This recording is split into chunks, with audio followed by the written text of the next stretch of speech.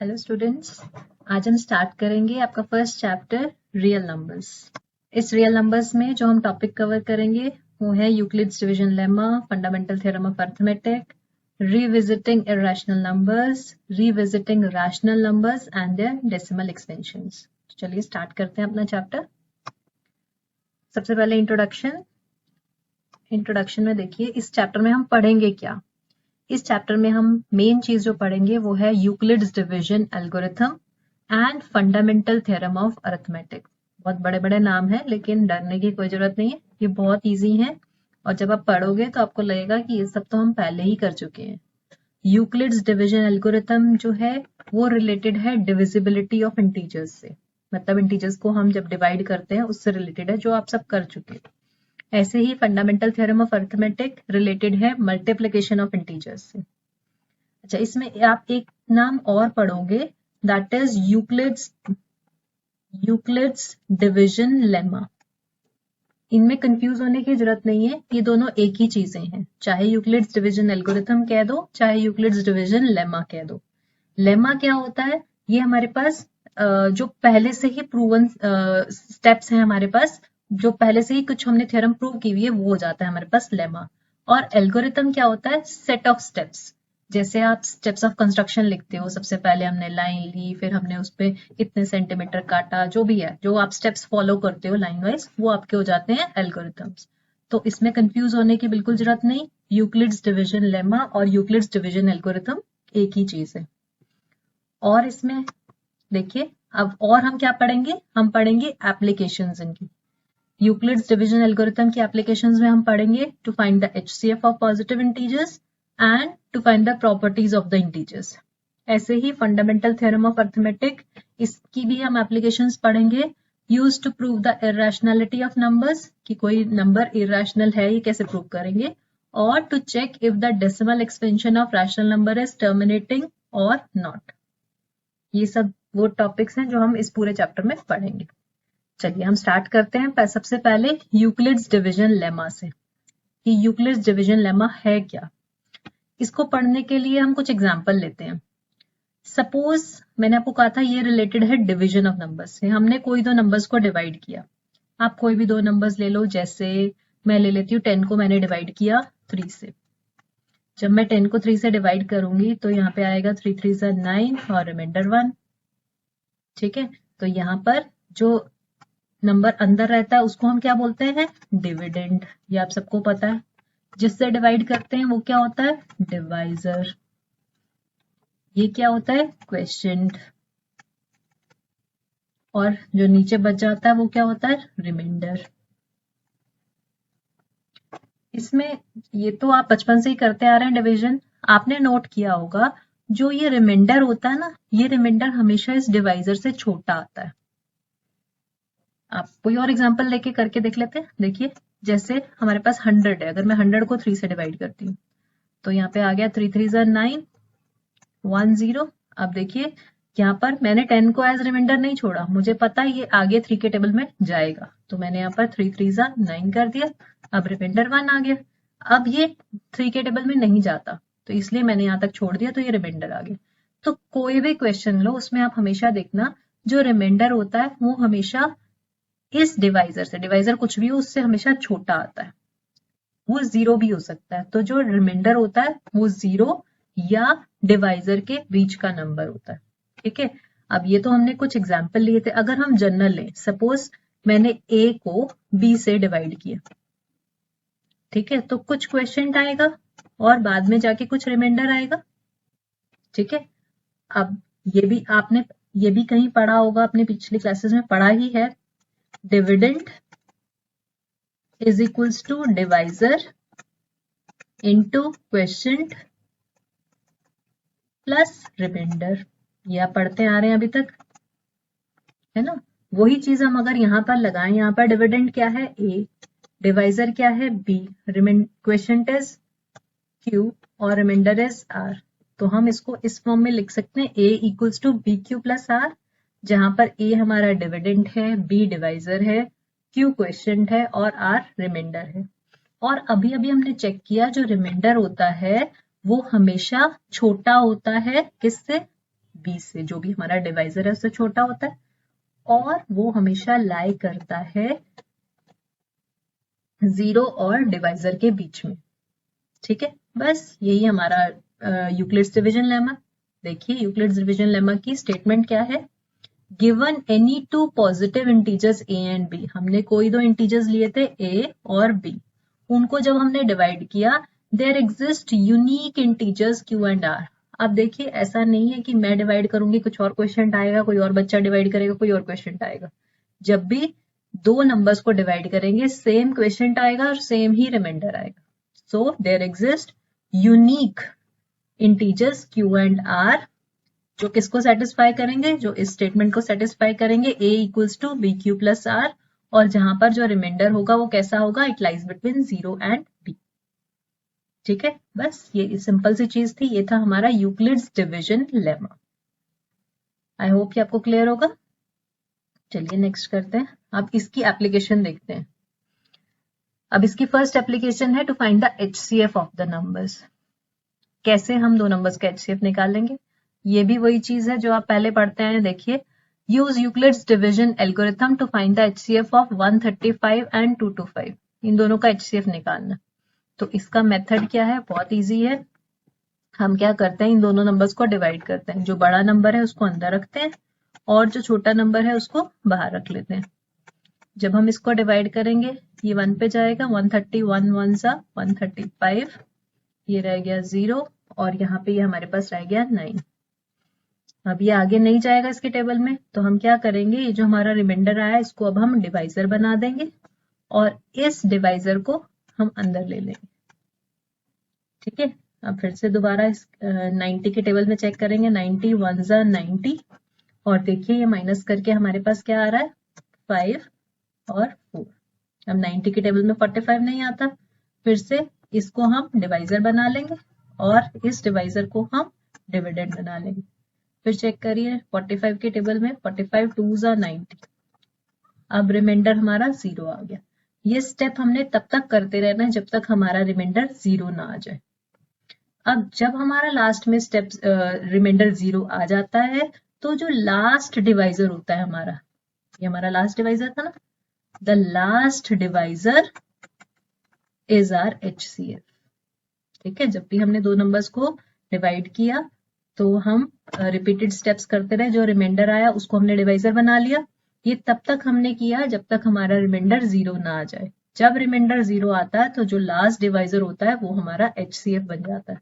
तो हम क्या कह सकते हैं, HCF ऑफ 135 एंड 225 इज 45। ठीक है, चलिए नेक्स्ट देखते हैं। ऐसे ही आपके पास दूसरा क्वेश्चन सेम है, use Euclid's division algorithm to find the HCF of 272 and 1032। ये आप अपने आप ट्राई कर सकते हैं। बिल्कुल सेम वैसे ही इन दोनों नंबर्स को डिवाइड करेंगे, 1032 बड़ा है तो वो अंदर रहेगा और 272 बाहर रहेगा। तो जब हम इसको इससे डिवाइड करेंगे तो देखिए 272 ये ऑलमोस्ट 3 पे जाएगा, चेक कर लेते हैं, 3 2 6 7 3 21 2 3 2 6 7 8। यस, जब हम इसको माइनस करेंगे तो ये हमारे पास बन जाएगा 6 2 -1 1 एंड 10 8 2। ठीक है, देखिए आप यहाँ पर भी चेक कर सकते हैं, ये जो रिमाइंडर आता है हमेशा इससे छोटा होता है। अब ये आगे इसके टेबल में नहीं जा रहा है, तो हम जो रिमाइंडर है उसको डिवाइजर बना लेंगे और ये डिवाइजर अंदर आ जाएगा। फिर से दोबारा 272 को डिवाइड करेंगे 216 से, 216 1 जा 216, फिर माइनस करिए 6 6 -1 5। अब फिर से दोबारा रिपीटेड स्टेप्स, 216 अंदर। अब हम चेक करेंगे 56 3 जा 6 3 जा 18 1 5 3 जा 15 16। तो ये हमारे पास माइनस करके कितना आ रहा है, 8 48। ये स्टेप्स हम रिपीट करते रहेंगे। अब 48 1 जा 48, रिमाइंडर क्या रह गया 8। फिर से अब 48 अंदर आ जाएगा। मैंने आपको कहा ये कब तक चलता रहेगा, जब तक रिमाइंडर 0 नहीं आ जाता। तो 8 6 जा 48, अब रिमाइंडर 0 आ गया तो हमारा लास्ट जो डिवाइजर था वो क्या है 8।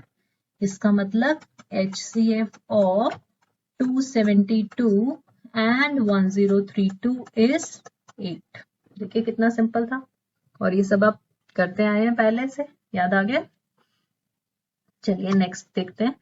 नेक्स्ट एप्लीकेशन है इसकी प्रॉपर्टीज ऑफ इंटीजर्स में। देखते हैं अब इंटीजर्स की प्रॉपर्टीज आएंगी कुछ। देखिए क्वेश्चन है first, show that any positive odd integer is of the form 4q plus 1 और 4q plus 3 where q is an integer। हमने कोई भी पॉजिटिव ऑड इंटीजर लेना है, उसको हम देखेंगे कि इसको हम इस फॉर्म में लिख सकते हैं। तो सबसे पहले तो हम कोई इंटीजर कंसिडर करते हैं, ठीक है। Let a be any integer, any positive integer, एक हमने कोई पॉजिटिव इंटीजर ले लिया। अब उसको हम डिवाइड करते हैं b से। अब देखिए, अब जब हमने पढ़ा था यूक्लिड्स डिवीजन लेमा, तो उसमें हमने क्या पढ़ा था, जरा रफ में कर लेते हैं। हमने पढ़ा था a equals to b q plus r, ऐसा कुछ पढ़ा था। जब हम इसको और इन नंबर्स को कंपेयर करते हैं, ये कुछ एक जैसे लग रहे हैं। अगर हम इनको देखें, ये दोनों एक जैसे लग रहे हैं, और कंपेयर करो तो यहाँ पर आपको देखने से क्या लग रहा है कि b कितना होगा, b इज 4। ठीक है, तो इस क्वेश्चन के लिए हम एक कोई भी पॉजिटिव इंटीजर लेंगे and take b equals to 4, और इन दोनों को हम डिवाइड करेंगे। जब हम इनको डिवाइड करेंगे, हमारा रफ वर्क है, जब हम इनको डिवाइड करेंगे तो a अंदर 4 से हमने डिवाइड किया तो कुछ क्वेश्चन आएगा और कुछ रिमाइंडर आएगा। ठीक है, तो हम कह सकते हैं when we divide a by b, so by Euclid's division lemma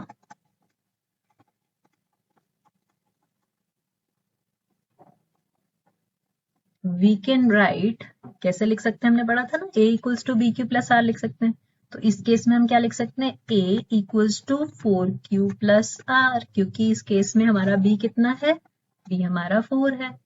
और हमने क्या पढ़ा था, साथ में कंडीशन भी होती है, जो हमारा r होता है that lies between 0 and b, b से छोटा होता है और 0 के इक्वल या 0 से बड़ा होता है। तो इस केस में क्या आ जाएगा, r लाइज बिटवीन 0 एंड यहाँ b कितना है, 4। इसका मतलब r हमारा क्या क्या वैल्यूज ले सकता है, r कैन बी 0, 1, 2, 3, 4 नहीं हो सकता, 4 से छोटा होना चाहिए। तो हमारे पास यहाँ पर 4 केसेस आ गए। हम सारे केसेस कंसिडर कर लेते हैं। केस 1, व्हेन r इज 0, जब r 0 होगा तो हम यहाँ चेक करते हैं a कितना आएगा, 4q। ठीक है, केस 2, व्हेन r इज 1, जब r हमारा 1 होगा तो यहाँ वैल्यू पुट करते हैं, a कितना आ गया, 4q प्लस 1।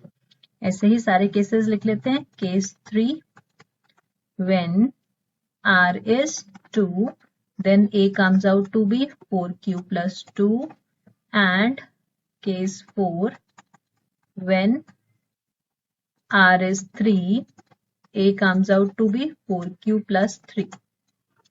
ठीक है, अब हम दोबारा अपने क्वेश्चन एक बार पढ़ते हैं। क्वेश्चन में क्या लिखा हुआ है, show that any positive odd integer, हमें ए को कैसा लेकर चलना था, ऑड इंटीजर। स्टार्टिंग में हमने कहा था A be any positive integer. अब हमारे पास कंडीशन है कि वो ऑड होना चाहिए। ठीक है, तो अब हम अपने केसेस में देखते हैं कौन सा इंटीजर ऑड है। अब देखिए यहाँ पर ए है हमारा 4q, ये इवन होगा या ऑड होगा। जब भी एक नंबर को किसी इवन नंबर से मल्टीप्लाई कर देते हैं तो वो हमारा इवन बन जाता है। तो ये केस आ गया हमारा इवन इंटीजर का। ऐसे ही आप ये वाला क्वेश्चन देखिए, यहाँ पर 4q क्या है, इवन, और इवन नंबर में एक इवन नंबर ऐड कर दिया तो ये पूरा भी क्या बन गया, इवन। लेकिन इस केस में देखिए, ये हमारा इवन है, इवन में 1 ऐड कर दिया तो ये पूरा नंबर क्या बन गया, ऑड। ऐसे ही यहाँ पर 4q क्या था, इवन, उसमें हमने 3 ऐड कर दिया तो ये क्या बन गया, ऑड, है ना। तो इसका मतलब जब भी a हमारा पॉजिटिव ऑड इंटीजर होगा तो हमारा a किस टाइप का होगा, या तो 4q+1 टाइप का होगा या 4q+3 टाइप का होगा। Therefore, from above observation,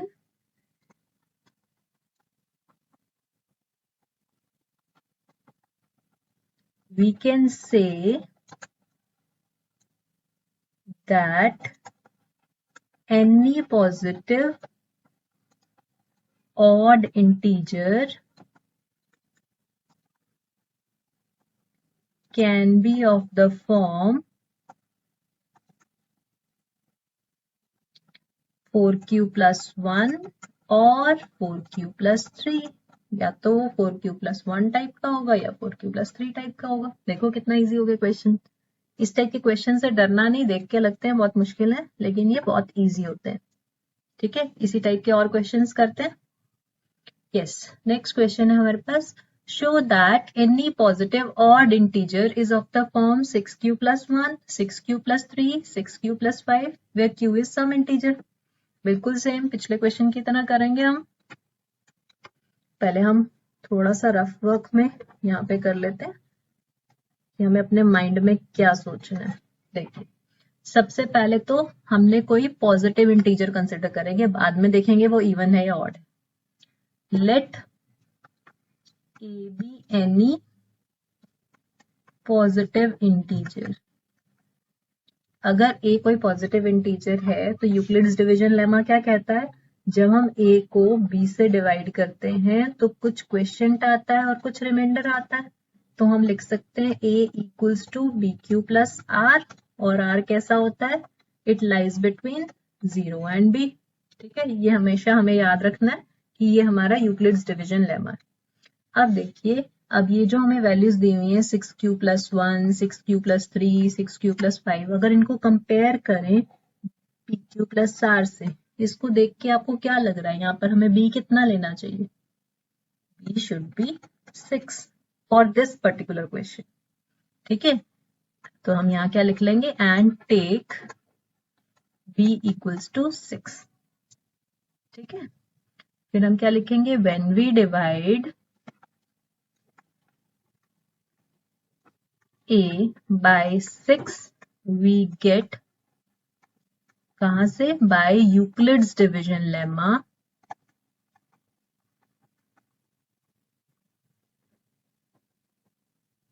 देख लीजिए। अब इसमें b को 6 पुट कर दो तो a क्या आ जाएगा, a equals to 6q+r where r lies between 0 and 6। ठीक है ना, r अगर 0 और 6 के बीच में लाई करता है, इसका मतलब r क्या क्या वैल्यूज ले सकता है, 0, 1, 2, 3, 4, 5, 6 नहीं ले सकता। ठीक है, क्योंकि यहाँ इक्वल का साइन नहीं है। तो हम सारे केसेस लिख लेते हैं। तो केस 1, व्हेन r इज 0, जब r 0 है तो ये कितना आ जाएगा, पुट करो यहाँ पर r को 0, 6q। Case 2, when r is 1, 1 है तो ये कितना आ गया, 6q+1। ऐसे ही सारे केसेस लिख देते हैं। केस 3, व्हेन r इज 2, तो a कितना आ गया, 6q+2। Case 4, r is 3, a equals to 6q+4 when r is 4, and case 6 when r is 5।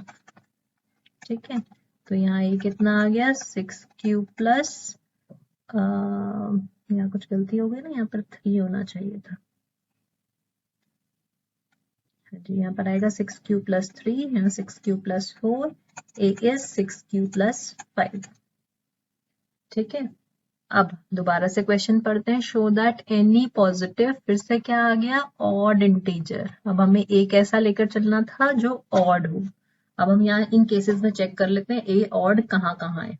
देखिए फर्स्ट केस, यहाँ पर 6 क्या है, इवन नंबर। इवन नंबर जब भी किसी नंबर से मल्टीप्लाई होता है तो ये पूरा नंबर कैसा बन जाएगा, दिस इज इवन। लिख लेते हैं सारे कैसे हैं। 6q + 1 इवन नंबर में 1 ऐड करेंगे तो वो क्या बन जाएगा? ऑड। यहाँ लिख लेते हैं which is odd. This is even, this is odd, again this is even and this is odd. हमें कैसा लेकर चलना था? ऑड, कि a अगर ऑड होगा तो हमारी क्या क्या वैल्यूज आ रही हैं? या तो 6q + 1 या 6q + 3 या फिर 6q + 5। तो हम क्या लिख सकते हैं? Therefore, from above observation,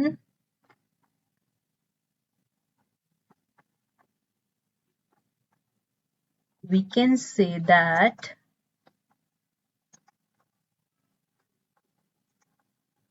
for any positive odd integer can be written in the form, कौन कौन सा था? देखो 6q + 1, 6q + 3 और 6q + 5। प्रूव हो गया हमारा क्वेश्चन, यही था ना? क्लियर है? चलिए नेक्स्ट पे चलते हैं।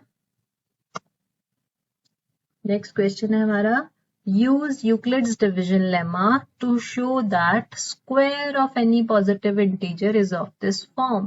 अब आ गया स्क्वायर, अब पॉजिटिव नहीं, अब ऑड नहीं आया, अब यहाँ पर वर्ड आ गया square.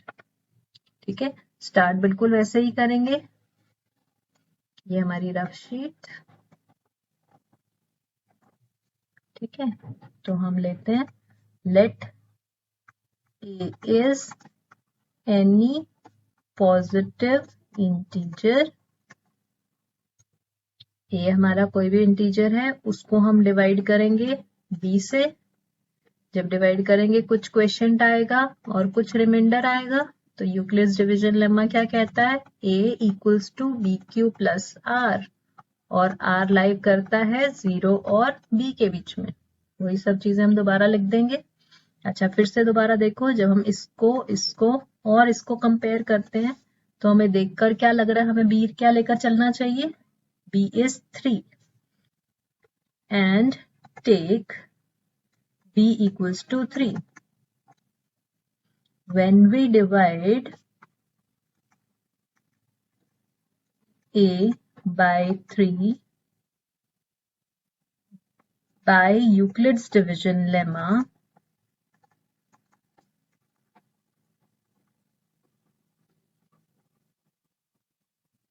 we can say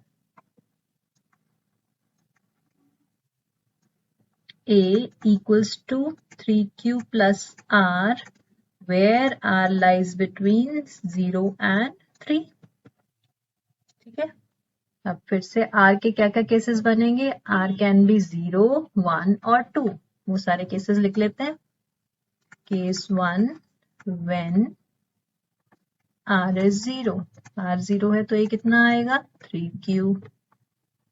case 2, when r is 1, ये आएगा हमारा 3q + 1। और थर्ड केस है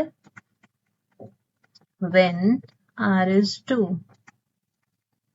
तो ये हमारा आएगा 3q + 2। ठीक है, अब हम अपने क्वेश्चन पे दोबारा जाते हैं। क्वेश्चन क्या था? Use Euclid's division lemma to show that square of any positive integer. अब यहाँ पर हमें क्या निकालना था? इसका स्क्वायर। तो हम निकाल लेते हैं। अगर a इतना है तो स्क्वायर कितना होगा? दोनों साइड पे स्क्वायर कर देते हैं। 3q का होल स्क्वायर, ये क्या आ जाएगा? 9q²। ऐसे ही यहाँ पर भी स्क्वायर कर देते हैं। 3q + 1 का होल स्क्वायर, फॉर्मूला लगा देते हैं a + b होल स्क्वायर, ये बन जाएगा a² + b² + 2ab। ठीक है, ये सॉल्व करके हमारे पास आ जाएगा 9q² + 1 + 6q। ऐसे ही यहाँ पर भी a² कितना आ जाएगा? 3q + 2 का होल स्क्वायर, यहाँ पर भी हम फॉर्मूला लगा देंगे a + b होल स्क्वायर।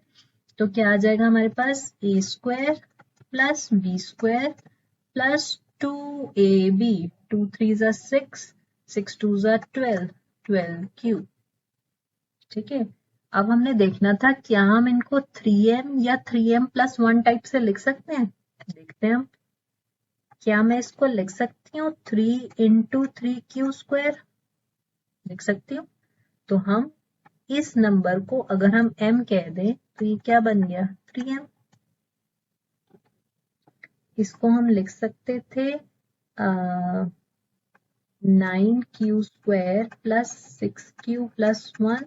इन दोनों में से 3 कॉमन निकाल लेते हैं, अंदर क्या रह जाएगा 3q² + 2q+1।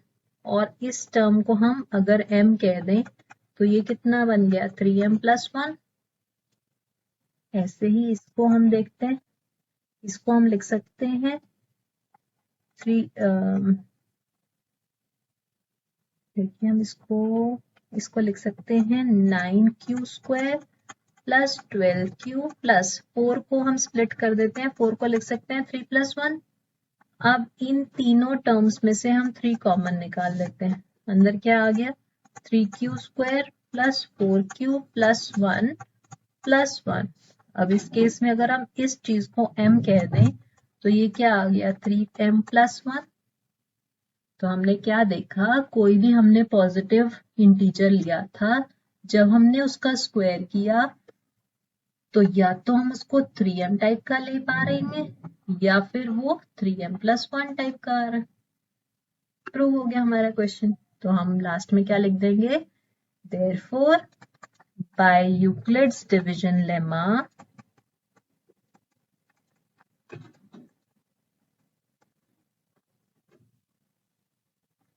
we can say that square of any positive integer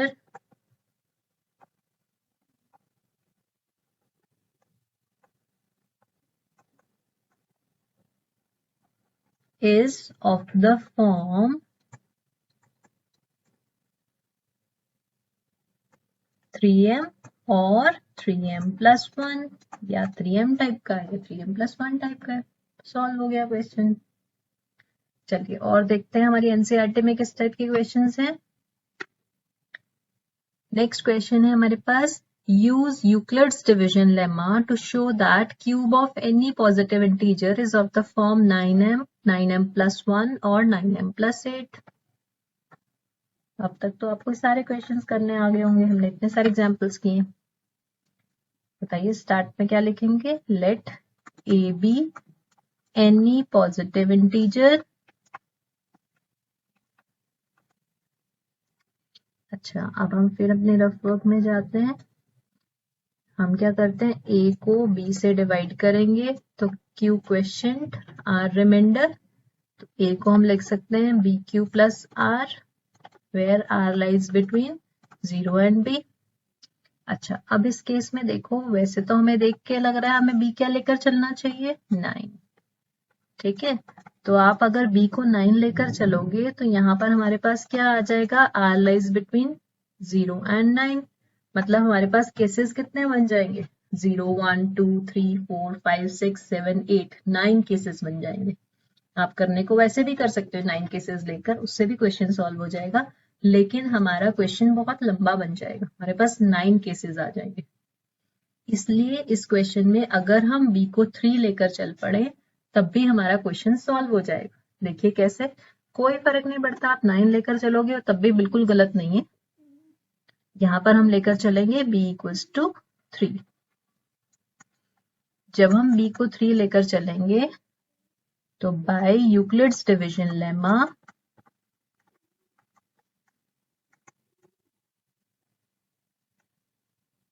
हमारे पास क्या आएगा, a = 3q + r where r lies between 0 and 3। अब इस केस में देखो हमारे पास सिर्फ 3 केसेस बनेंगे।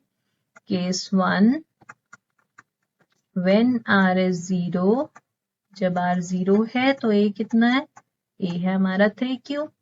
अब हमें यहाँ क्या करना था, हमें क्यूब निकालना था इस नंबर का, तो हम साथ ही यहाँ पे इसका क्यूब निकाल लेते हैं।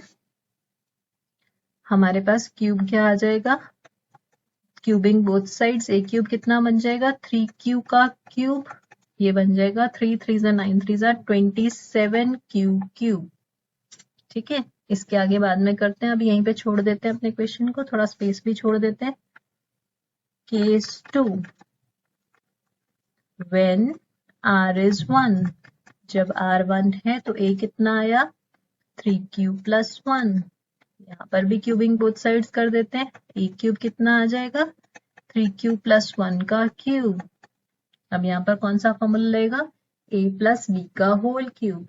याद है आपको a प्लस बी का होल क्यूब क्या होता था, that is a cube plus b cube plus 3ab a plus b। कुछ बच्चे इसको ऐसे भी याद करते हैं, आप कोई भी लगा सकते हो, a क्यूब, लास्ट में हमने लिख दिया b क्यूब, बीच में 3 प्लस 3। अब यहाँ a की पावर कम होती रहेगी, यहाँ a क्यूब है, यहाँ a स्क्वायर बन जाएगा, यहाँ a और यहाँ a की पावर खत्म। यहाँ पर b की पावर 0 थी, यहाँ b की पावर 1, यहाँ b की पावर 2 और यहाँ b की पावर 3। आप कोई भी फॉर्मूला लगा सकते हो, आपकी मर्जी है। तो ये बन जाएगा हमारे पास a cube plus b cube plus 3ab into a plus b। खोल लेते हैं इसको, 27 क्यूब प्लस 1 प्लस 3 3 ज़ा 9, 27 क्यूब प्लस 9 क्यूब। ठीक है, फिर थोड़ा सा स्पेस छोड़ देते हैं, थर्ड केस पे आ जाते हैं। पहले हम अपने सारे केसेस खत्म कर देते हैं, फिर क्वेश्चन सॉल्व करेंगे। व्हेन r इज 2, जब हमारा r 2 है तो a कितना आया 3 क्यूब प्लस 2। फिर दोबारा क्यूबिंग बोथ साइड्स, क्योंकि हमारे क्वेश्चन में क्या था, cube of any positive integer. तो a क्यूब कितना आ जाएगा 3 क्यूब प्लस 2 का होल क्यूब। ये बन जाएगा हमारे पास a क्यूब, मतलब 3 क्यूब का cube plus b cube plus 3ab into a plus b। खोल देते हैं, 3 3 ज़ा 9 3 ज़ा 27 क्यूब प्लस 2 2 ज़ा 4 2 ज़ा 8 प्लस 3 3 ज़ा 9 9 2 ज़ा 18 क्यूब ब्रैकेट में 3 cube plus 2, 27 cube plus 8 54 Q square plus 36 cube. ठीक है, अब हमने देखना था इस क्यूब को हम या तो 9m या 9m प्लस 1 या 9m प्लस 8 टाइप से लिख सकते हैं। ठीक है, तो हम देखते हैं, फर्स्ट केस पे दोबारा जाते हैं। इसको हम लिख सकते हैं 9 कॉमन अंदर, 9 3 क्यूब 9 इंटू समथिंग बन गया। इस समथिंग को अगर हम m कह दें तो ये क्या बन गया 9m, है ना। ऐसे ही हम सेकेंड पे चलते हैं। अब देखिए ये 3 टर्म्स हैं, इन 3 में से हम 9 कॉमन ले सकते हैं। जब हम 9 कॉमन लेंगे अंदर क्या रह जाएगा 3 क्यूब प्लस 3, यहाँ पर कुछ गलती है, यहाँ क्यू स्क्वायर आएगा, Q into Q is Q square, 3 Q square plus Q और ये 1 अलग से, तो ये 9 इंटू समथिंग प्लस 1 बन गया, मतलब 9m प्लस 1। ऐसे ही थर्ड केस में जाते हैं। देखिए ये और ये, इन तीनों में से अगर हम 9 कॉमन निकाल लें अंदर क्या बचेगा 3 क्यूब प्लस 9 6 ज़ा 54 प्लस 9 4 ज़ा 36 प्लस बच क्या गया था 8। तो इसको अगर हम m कह दें तो ये हमारा क्या बन गया 9m प्लस 8। प्रूव हो गया। हमारे पास क्या प्रूव हुआ, देखिए इसको मैं अलग कलर से करके दिखाती हूँ। जब भी हमने a क्यूब लिया था, क्यूबिंग की थी इसकी, तो हमारा आंसर क्या आया था 9m टाइप का। ऐसे ही जब हमने सेकेंड केस में क्यूब किया था तो हमारा आंसर कैसा आया था 9m प्लस 1 टाइप का, और थर्ड केस में हमारा आंसर आया था 9m प्लस 8 टाइप का। तो हमने क्या देखा कि जब भी हम किसी नंबर को किसी दूसरे नंबर से डिवाइड कर रहे हैं तो उसका क्यूब हम चेक करते हैं तो वो या 9m या 9m+1 या 9m+8 टाइप का आ रहा है। ठीक है, तो आप लास्ट में लिख सकते हो therefore cube of any positive integer is of form 9m 9m+1 और 9m+8। ठीक हो गया क्वेश्चन। चलिए नेक्स्ट देखते हैं, नेक्स्ट किस टाइप का क्वेश्चन है हमारे पास। An army contingent of 616 members is to march behind an army band of 36 members in a parade. Army band के 36 मेंबर्स हैं, उसके पीछे आर्मी के और कुछ लोगों ने चलना है विच आर 616 इन नंबर। 36 लोगों के पीछे इन लोगों ने चलना है। ठीक है, the two groups are to march in same number of columns. इनके कॉलम्स सेम होने चाहिए। What is the maximum number of columns in which they can march. अब इस टाइप के केसेस में हमें देखना है वो कितने ज्यादा से ज्यादा हम कितने कॉलम्स बना सकते हैं। ठीक है, इस टाइप के केसेस में क्या होता है हमारे पास, या हमें एलसीएम निकालना होता है या हमें एचसीएफ निकालना होता है। अब मैं आपको एक इजी मेथड बताऊंगी जिससे आपको इजीली पता चलेगा कि इस पर्टिकुलर क्वेश्चन में हमें एलसीएम निकालना है या एचसीएफ निकालना है। ठीक है, आप देखिए आपके पास 616 पीपल हैं और 32 जो हैं वो हमारे आर्मी बैंड के लोग हैं।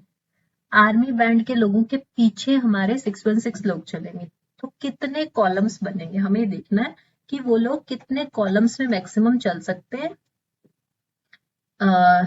ठीक है ना, दोनों ग्रुप्स कितने कॉलम्स में चल सकते हैं। तो मुझे ये देखकर बताओ कि आपका जो आंसर आएगा वो 616 से क्या बड़ा आ सकता है या 32 से, इन दोनों नंबर से क्या आंसर बड़ा आ सकता है।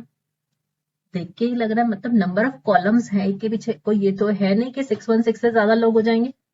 तो जब भी हमारे पास ऐसा कुछ क्वेश्चन हमें देख के पता चले कि आंसर इनसे छोटा आएगा, जब भी आंसर इनसे छोटा आता है तो हमें क्या लेना होता है, एचसीएफ। और जब अब हम और क्वेश्चंस भी करेंगे जिसमें हमें देख के ही पता चल जाएगा कि आंसर इससे बड़ा आएगा। जब आंसर इससे बड़ा आना होता है तो हमें क्या करना होता है, हमें एलसीएम निकालना होता है। ठीक है, तो हम यहाँ पर क्या लिखेंगे, an army contingent of 606 members is to march behind an army band of 36 members in a parade. लिख लेते हैं,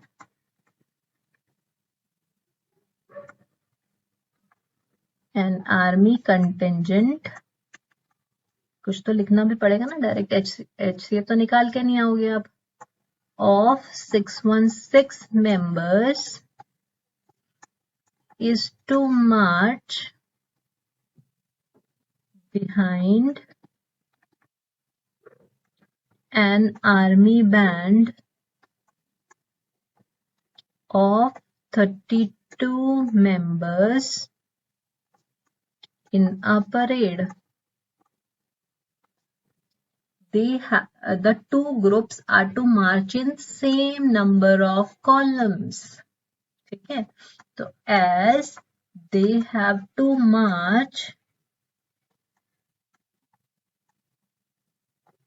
in same number of columns,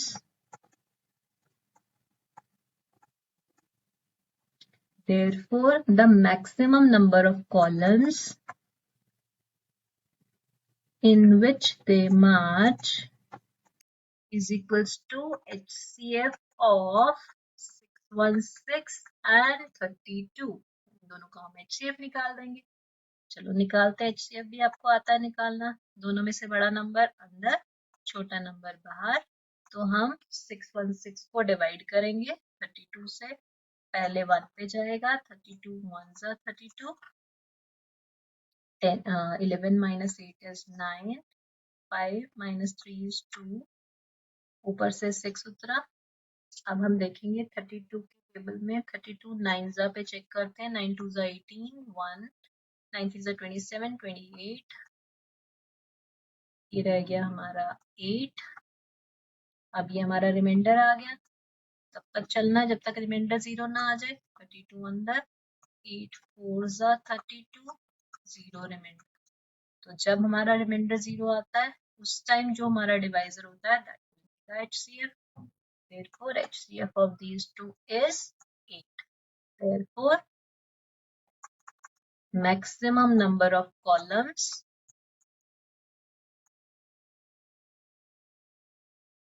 is